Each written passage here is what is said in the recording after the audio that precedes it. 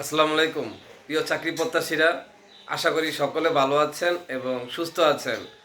আর আপনাদের মাঝে নতুন আরেকটি নিয়োগ বিজ্ঞপ্তি নিয়ে হাজির হলাম।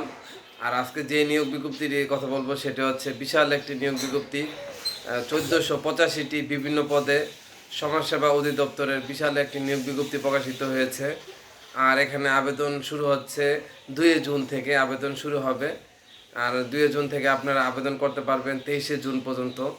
আর এখানে এই বিশাল পদসংখ্যায় এই নিয়োগ বিজ্ঞপ্তিটিতে বিভিন্ন পদসংখ্যায় আপনারা অষ্টম শ্রেণী পাস থেকে এখানে আবেদন করতে পারবেন। অষ্টম শ্রেণী পাস থেকে স্নাতক পর্যন্ত যারা আছেন তারা যে কোনো পদে আবেদন করতে পারবেন।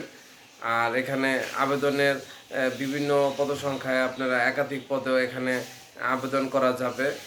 আর এই আবেদন আপনারা দ্রুতই করে নেবেন, 2 জুন থেকে আবেদন শুরু হয়ে যাবে। আর এই আবেদনগুলি হচ্ছে আরও সামনে আরও অন্য অন্য অধিদপ্তরের আবেদনগুলো আসতে যাচ্ছে।